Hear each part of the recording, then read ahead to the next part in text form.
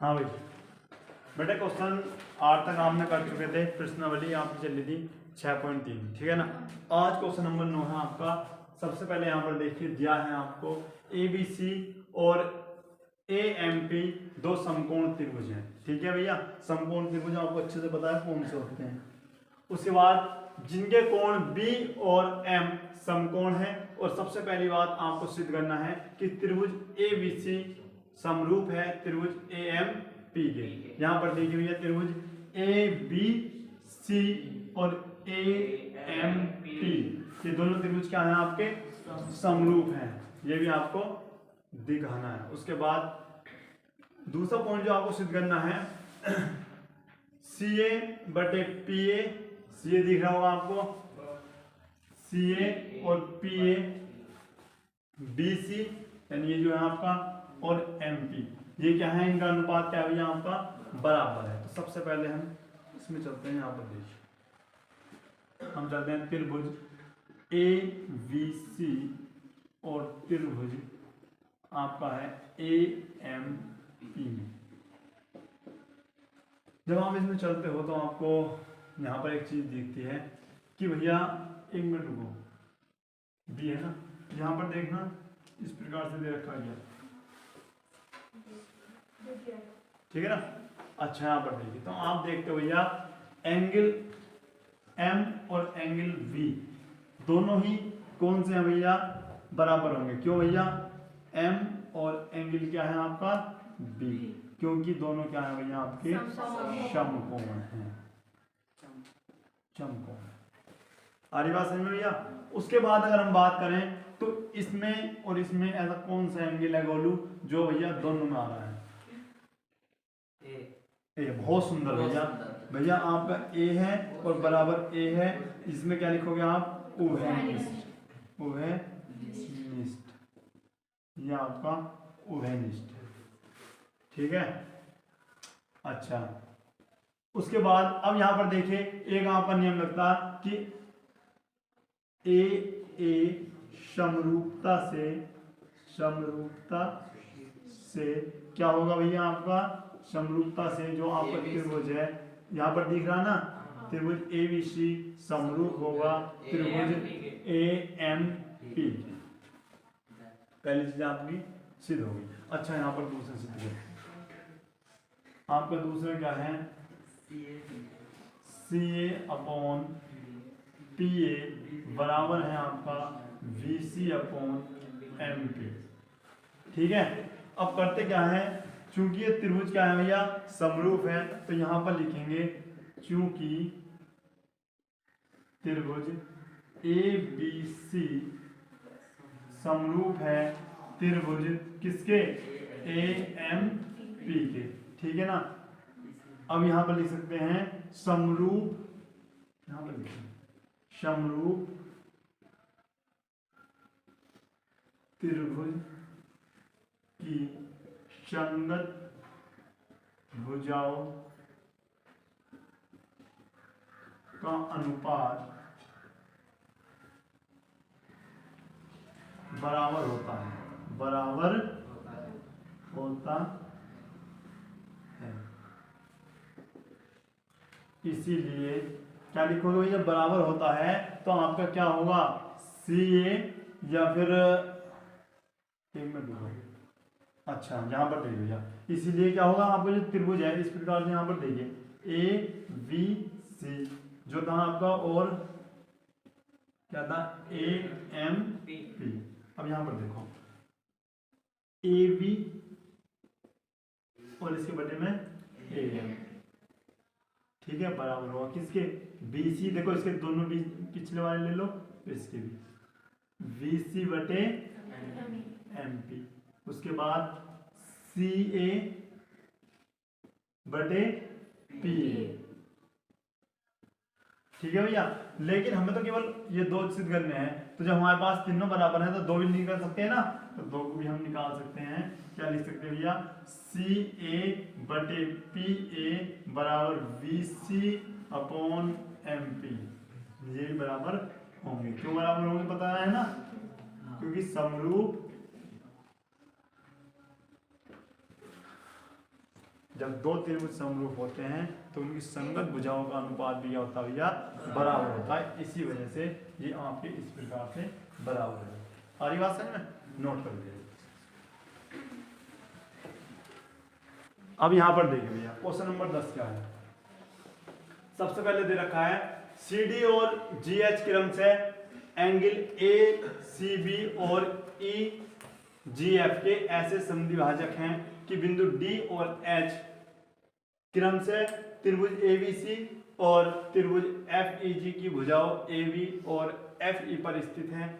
और दे भी रखा है कि त्रिभुज ABC समरूप है किसके, FEG के समरूप भी है। ठीक है ना। तो ये आपको सिद्ध करने 3 वैल्यू आपको दे रखी है। यहाँ पर देखिए भैया हम 2 त्रिभुज बना लेते हैं सबसे पहले इस प्रकार से। ठीक है, सबसे पहले ABC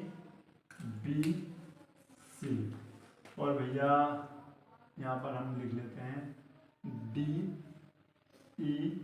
और भैया F। इस प्रकार से हम लिख लेते हैं। ठीक है ना। आई बात समझ में? या फिर EFG भी लिख सकते हैं इस प्रकार से। ठीक है, EFG सही है। उसके बाद यहाँ पर इसने एक समद्विभाजक बोला है कि एक इस टाइम पे समद्विभाजक है, इसका मतलब इसको 2 भागों में बांट रहा है। ठीक है, उसके बाद GH, ये क्या लिखा है, लाइन पढ़ी तुमने कि बिंदु DH त्रिभुज ABC और त्रिभुज FEG को AB भुजा पर D काट रहा ना, और EF पर या FE पर कौन सा H, ये दे रखिए। पहले वाले को D काट रहा है, दूसरे वाले को H काट रहा है। आरी बात समझ में भैया? तो तुम्हें पहला सिद्ध करना है कि ये इसके बराबर है। ठीक है, तो हम मान लेंगे भैया पहली बात कि ये एंगल आपका 1 है और ये 2 और इसी प्रकार से ये आपका 3 और ये आपका 4। आरी बात समझ में आपकी? अच्छा, तो यहाँ पर देखिए पहले आपको लिखना है कि त्रिभुज ABC समरूप है त्रिभुज FEG के। क्यों समरूप है भैया? दिया है, दिया है। सही है भैया। अगर ये बात दी हुई है तो भैया इसमें आपको क्या करना होगा, आपको करना होगा कि एंगल क्या, एंगल A जो होगा एंगल F के बराबर होगा। एंगल A जो होगा F के बराबर होगा। क्यों होगा भैया? पता क्यों होगा? क्योंकि ये त्रिभुज क्या है, समरूप है। समरूप त्रिभुजों के संगत कोण बराबर है। लिख दूंगे यहाँ पर, चूंकि समरूप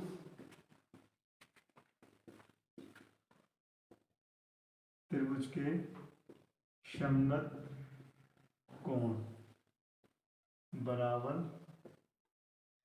होते हैं। अच्छा भैया, तो दूसरी बात क्या बता रहे?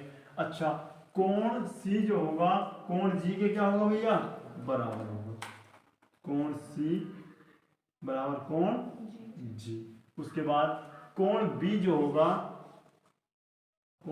होगा वो किसके बराबर होगा? कोण E के। यहाँ तक किसकी बात समझ में नहीं आई है बताओ? आगे ये बात समझ में? अब बात करते हैं भैया हम यहाँ पर।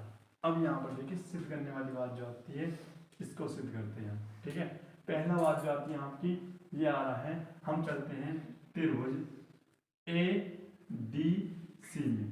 त्रिभुज ADC और त्रिभुज FH और G। अगली बात ये बात तुम्हारी समझ में? पहला क्या है भैया कि आपका एंगल A, हम इस वाले त्रिभुज में चलिए भैया, एंगल इन दोनों में। अगली बात समझ में? एंगल क्या है? A है, A बराबर होगा किसके? एंगल F के। क्यों होगा भैया? यहां से यहाँ समीकरण नंबर 1 लिख लो या फिर डायरेक्ट लिख सकते हो, ये तो पता ना, ये दोनों बराबर होंगे। दूसरा एंगल C बराबर होगा किसके? एंगल G के। ठीक है, लेकिन यहाँ पर भाई ये नहीं होगा। क्यों? हमारा एंगल तो ये चल रहा ना, सी तो पूरा है ना, सी पूरा है, वहां पर जी पूरा है, तो क्या लिखेंगे? एंगल 1 बराबर होगा एंगल 2 के। क्यों होगा भैया? 3 है ना, 3 लिख दो। क्यों होगा भैया? क्योंकि ये एंगल सी का आधा है और ये एंगल किसका आधा? जी का। ये इनके आधे आधे। हमारी बात समझ में? ठीक है भैया। उसके बाद बात करें, अच्छा ये एंगल आपके बराबर हो गए, तो यहाँ पर लिखते हैं एंगल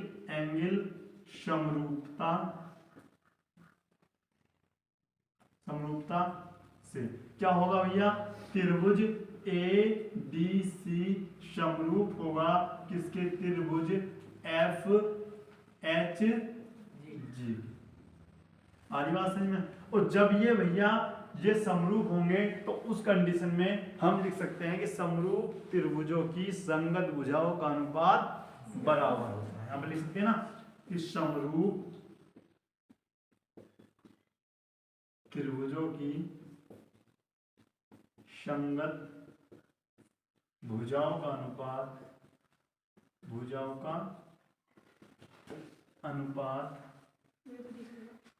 नहीं दिख रहा है, बराबर होता है। जब ये बराबर होता है यहाँ पर लिख सकते हैं, इसीलिए यहाँ पर चूंकि लिखिए, इसीलिए क्या होगा भैया? आपका CD दिख रहा, CD जो होगा अपोन में क्या लिखेंगे? GH, अपोन में GH, और AC अपोन में FG। ये हो जाता आपका शिव। आगे बात समझ में भैया? नोट करो पहले। अब बेटे यहाँ पर देखिए दूसरा पॉइंट क्या है आपका। दूसरा आपको दिखाना है कि त्रिभुज DCB समरूप होगा त्रिभुज HGE के। DCB ये रहा और HGE ये रहा आपका। ठीक है, ठीक है दोनों, मतलब अब के बाद चलिए इसमें और ठीक है ना। तो यहाँ पर लिखते हैं, हाँ अब लिखते हैं त्रिभुज DCB और त्रिभुज कौन से में? HGE में। जब आप इसमें चलते हो तो यहाँ पर क्या देखते हो भैया कि एंगल 2 जो होगा वो एंगल 4 के बराबर होगा। क्यों होगा? क्योंकि भैया ये आधा है किसका? एंगल सी का, और ये आधा है किसका? एंगल जी का। अच्छा उसके बाद एंगल V जो होगा इसमें एंगल E के बराबर होगा। क्यों? यहाँ पर, अच्छा यहाँ पर आप ले लो समीकरण नंबर 1, समीकरण 2, समीकरण 3। तो यहाँ पर कौन से समीकरण से है? समीकरण 2 से पहले चीज, ठीक है। और यहाँ पर लिखेंगे एंगल समरूपता कसौटी से क्या होगा भैया कि त्रिभुज DCB समरूप होगा त्रिभुज HGE के।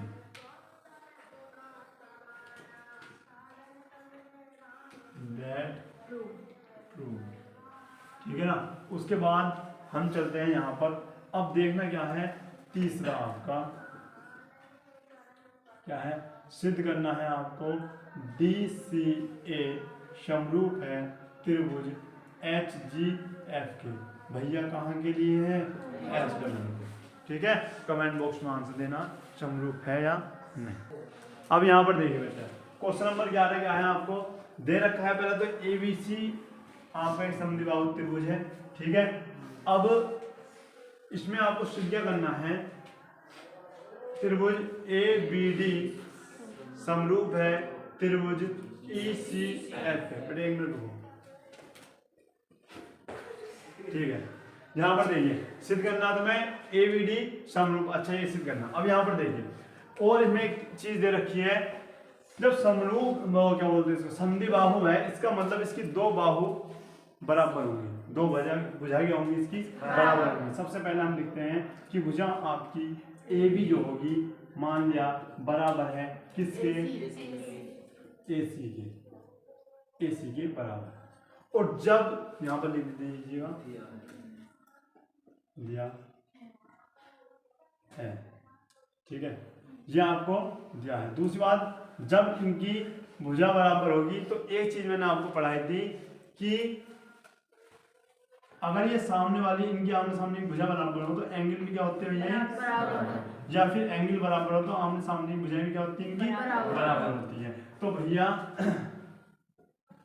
एंगल बी बराबर होगा किसके, एंगल सी के, ठीक है। अच्छा हाँ, क्या लिखोगे, संगत भुजा बराबर होने पर एंगल भी बराबर होते हैं, लिख लोगे ना। अच्छा भैया, उसके बाद अब यहां पर देखिए एंगल जो है आपका डी और एफ, क्या लिखोगे, डी और एफ बराबर होंगे, क्यों, समकोण, समकोण है जी, ठीक है। अच्छा सबसे पहले, अच्छा यहाँ पर एक लाइन लिखनी थी, त्रिभुज, त्रिभुज ए बी डी और त्रिभुज ई सी एफ में, ठीक है। अब यहाँ पर लिखना चाहो लिख दो, संगत भुजाओं के कोण, संगत बराबर, बराबर भुजाओं के कोण भी बराबर होते हैं, ठीक है भाई, ये भी हम लिख सकते हैं। अच्छा फिर क्या हुआ, ए समरूपता, समरूपता कसौटी से, नहीं बेटे दे रखा आपको, ये दिया था। तो एंगल समरूपता कसौटी से क्या होगा भैया, त्रिभुज क्या है आपका ए बी डी समरूप होगा त्रिभुज ई सी के, एफ के, सॉरी डेट रूट, नोट कर दीजिए। यहाँ पर देखो तो भैया सबसे पहले देखिए रखा भैया आपको, एक बार क्वेश्चन पढ़ दो नीचे का, क्वेश्चन नंबर 12 पढ़ो क्या है, अभी ध्यान से सुनना, क्वेश्चन क्या है। एक त्रिभुज ए बी सी की भुजाएं ए बी और बी सी तथा माध्य का ए डी एक अन्य त्रिभुज पी क्यू आर की क्रमशः भुजाओं पी क्यू और क्यू आर तथा माध्य का पी एम के समानुपाती है। दिखाइए कि त्रिभुज ए बी सी समरूप है त्रिभुज पी क्यू आर के। अब यहाँ पर ये जो आपने दे रखा ना, यहाँ पर ए सी नहीं दे रखा, ये ए डी दे रखा भैया, ए डी अनुपात पी एम के, ए डी बोल रखा था ना आपने, ये था सारी बात समझ में, ये आपको दे रखा बेटे, ध्यान से जल्दी से समझना आप। हम क्या करेंगे, ए बी पी क्यू बराबर बी सी क्यू आर बराबर ए डी पी एम, ये क्या है आपको फाइंड है, नहीं दे रखा है, फाइंड होने याद करना होगा। अच्छा यहाँ पर दे, ये आपको गिवन है, दे रखा है। उसके बाद हम करेंगे क्या, ये इसको हम थोड़ा सा चेंज करते और इसको लिखते हैं हम ए डी पी एम बराबर वी सी क्यू आर, ठीक है। उसके बाद ए बी पी क्यू और ए डी पी एम, ठीक है। और इसमें क्या करा भैया, इससे मैंने लिख दिया हाफ बी सी और हाफ क्यू आर, आपको लिखा भैया। अब एक बात बताओ, अगर मैं इसका बी सी का हाफ कर दूंगा तो क्या आएगा आपका ए बी बटे पी क्यू ए डी बटे पी एम बराबर, अब मैंने जब बी सी का हाफ करता हूँ आपको क्या मिल गया, वी डी अपॉन, अब इसका हाफ करता तो क्यू एम, बताओ आई बात समझ में। अब यहाँ पर देखो ए बी ये है और पी क्यू ये है, उसके बाद ए डी क्या है यहाँ का, ए डी यहाँ का ये है और पी एम ये है, और बी डी क्या हुआ इतना, अब देखो ये इसके बराबर, ये इसके बराबर हो गई और ये इसके बराबर हो गई। तो ये बताओ ये दोनों त्रिभुज समरूप हुए या नहीं? हो गए ना। तो यहाँ पर लिख सकते हैं भैया त्रिभुज ए बी डी समरूप है त्रिभुज क्यू पी, क्या लिख दिया? अच्छा, पी क्यू एम के। क्या है? नाउ त्रिभुज, इसमें चलते त्रिभुज ए बी सी और त्रिभुज, क्या लिखोगे भैया आप? त्रिभुज लिखोगे आप पी क्यू आर में। तो इसमें क्या है आपका बी और एंगल क्यों बराबर होंगे? क्योंकि जब ये त्रिभुज समरूप है तो ये तो आपके बराबर होंगे ना। ठीक है, ये तो आपके बराबर है। उसके बाद क्या लिखेंगे आप? उसके बाद लिखना होगा आपको, दे रखा है A B upon P Q और V C upon Q R. ये क्या है भैया? आपको दिया है। और भैया यहाँ पर आपका नियम लगता है एस समरूपता कसौटी से, समरूपता कसौटी से। समरूपता कसौटी से क्या होगा भैया? आपका त्रिभुज ए बी सी समरूप होगा त्रिभुज पी क्यू आर। ये भैया हो जाता है आपका डेट प्रूव्ड। ठीक है, तो भैया जल्दी